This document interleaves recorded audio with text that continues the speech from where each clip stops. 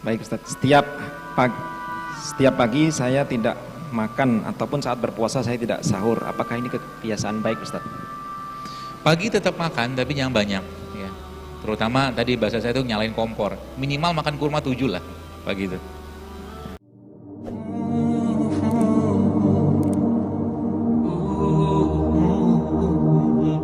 Baik Ustadz, setiap pagi saya tidak makan ataupun saat berpuasa saya tidak sahur. Apakah ini kebiasaan baik Ustadz?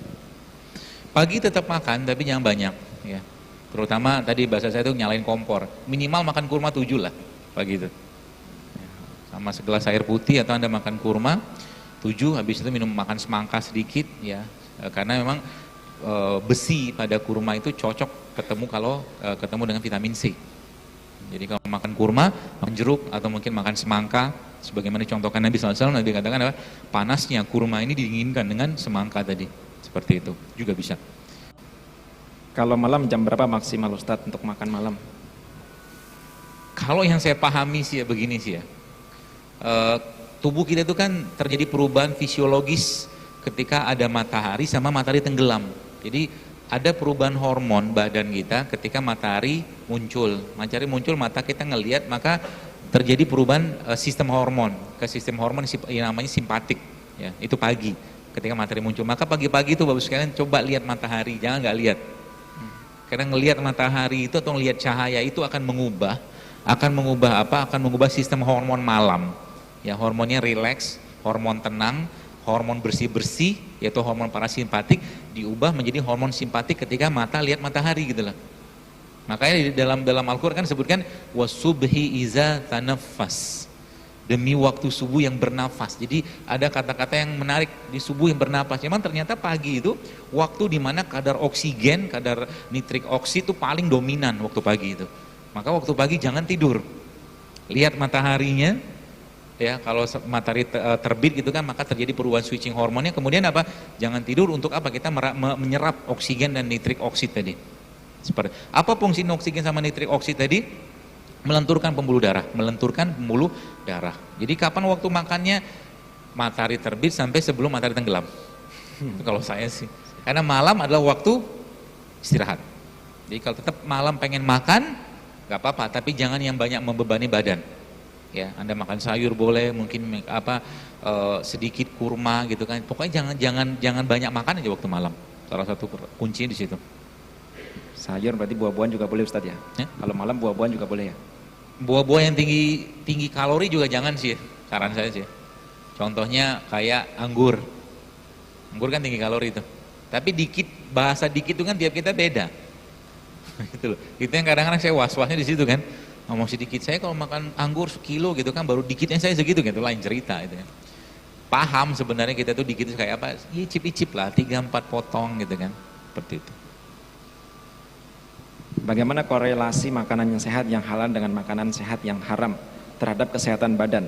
Apakah makanan yang diperoleh dengan cara haram selalu akan menjadi sumber penyakit? Pasti ya. Karena memang sejatinya tubuh manusia itu kan hanya menerima yang baik-baik. Kemarin ada salah satu teman cerita ke saya. Waktu mereka ada acara ruqyah, di ruqyah lah seorang pasien gitu kan. Lalu karena mungkin ada gangguan jin, akhirnya pasien tersebut bereaksi. Ya. Pasca dia sudah tenang, bapak sekalian, akhirnya pasien tadi dikasih makanan. Ya, ustadznya sebenarnya juga pernah nonton kajian saya juga gitu kan. Jadi yang sama ustadz itu dikasih kurma sama tempe. Pasien yang sudah tenang di ruqyah tadi. Tapi subhanallah, pasca dikasih itu tadi dia bereaksi lagi seperti kayak orang di ruqyah. Terus analisa saya tanya ke mereka, kata ustadznya apa? Saya bilang kan mungkin analisa dia punya analisa sendiri. Dia bilang memang jin itu nggak suka makanan sehat. Gitu. Jin nggak suka makanan sehat. Apalagi yang dan kata kuncinya apa? Allah itu baik dan hanya menerima yang baik-baik. Tubuh kita juga sama. Kalau ada makanan yang tidak baik, ya tidak halal pastinya, bukan tidak baik, tidak halal, pasti sedikit banyak akan mempengaruhi atau banyak bukan dikit, banyak akan mempengaruhi kejiwaan dia. Ya, contoh begini, sapi itu halal, bos sekalian. Ya, sapi itu halal, ayam halal, katakanlah Ikan halal, bebek halal. Tapi kalau dibeli dengan harta yang tidak halal, dia pasti langsung tidak langsung akan membuat orang yang makan tuh cemas. Kalau bahasa hadisnya apa? Bahasa hadisnya apa? Makanan yang dimakan seseorang dari sumber yang tidak halal atau haram, ya bahkan diterima amalnya sampai 40 hari kan gitu kan? Gitu. Maka ada doanya, kalau makfini bihalalika an haramika wa qnini biwadika aman siwak, seperti itu. Jadi dia akan berpengaruh ke apa? Ke kejiwaan, ke kolbu lah bahasa kita. Ya. Meskipun dia sehat. Meskipun dia sehat. Pertanyaan terakhir Ustaz, bagaimana treatment terhadap sakit hemofilia? Hemofilia. Hemofilia.